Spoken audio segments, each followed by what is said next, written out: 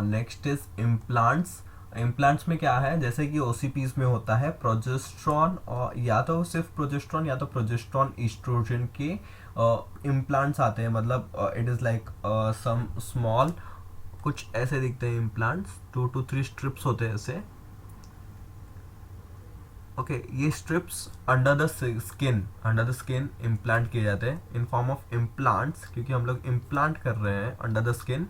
As an injections ले सकते हैं, but implants are most famous क्योंकि इनका ड्यूरेशन होता है effective for long period 3 to 5। If you want spacing between the child और if you want to delay pregnancy, तो ये अच्छा मेथड है इम्प्लांट्स, जैसे कि आईयूडीज में होता है। तो इम्प्लांट्स का मोड ऑफ मैकेनिज्म क्या है, सिमिलर टू पिल्स। ओसीपी में जो हुआ था, जैसे कि स्पर्म रिटार्ड के लिए सर्वाइकल म्यूकस थिकनिंग, और फिर inhibits ovulation and inhibits ovulation and inhibits implantation.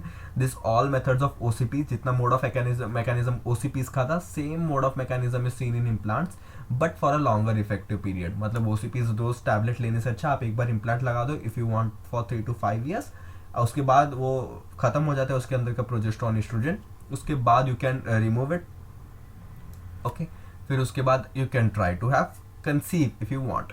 Mechanism तो वही है, प्रिवेंट ओव्यूलेशन, जो कि हो गया prevent ovulation and implantation, affect cervical mucus thickening to retard the sperm. Okay, ना ये तो हो गया इम्प्लांट्स। अभी इम्प्लांट्स के बाद और एक होता है एमरजेंसी कॉन्ट्रासेप्टिव।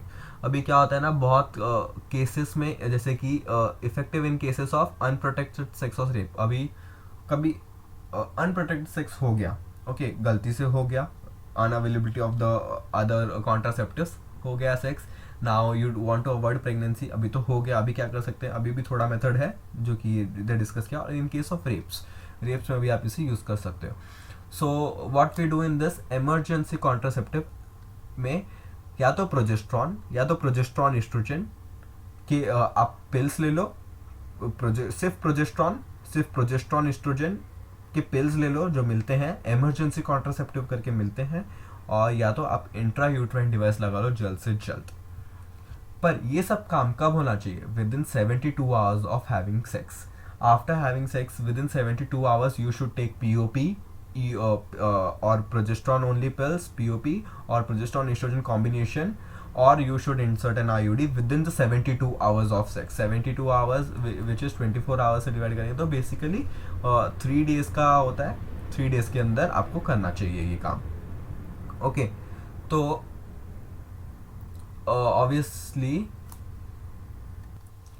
बट ऑल्सो ये भी एडवाइसेबल है कि ये इमरजेंसी कॉन्ट्रासेप्टिव ऐसा ना है कि हम कुछ मेथड यूज़ नहीं करेंगे फिर after sex we will use emergency contraceptive, ऐसा यूज़ नहीं करना है। ऐसा आप नॉर्मल मेथड यूज़ करो, नॉर्मल मेथड यूज़ करने में कुछ आगे पीछे हुआ, ओके तो उस केस में आप इमरजेंसी यूज़ कर सकते हो। इमरजेंसी कॉन्ट्रासेप्टिव नाम इसीलिए दिया ताकि आप उसे इमरजेंसी में ही यूज़ करो, ऐसा नहीं कि बिना इमरजेंसी के भी आप वही कॉन्ट्रासेप्टिव यूज़ कर रहे हो, तो this is not advisable.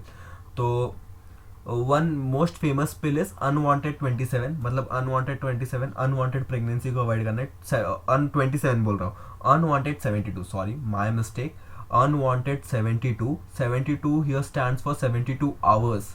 72 hours मतलब after 72 hours of having sex you should take the whatever the contraceptive you need. Emergency contraceptive में अनवांटेड 72 ये पिल बहुत फेमस है इस केस में।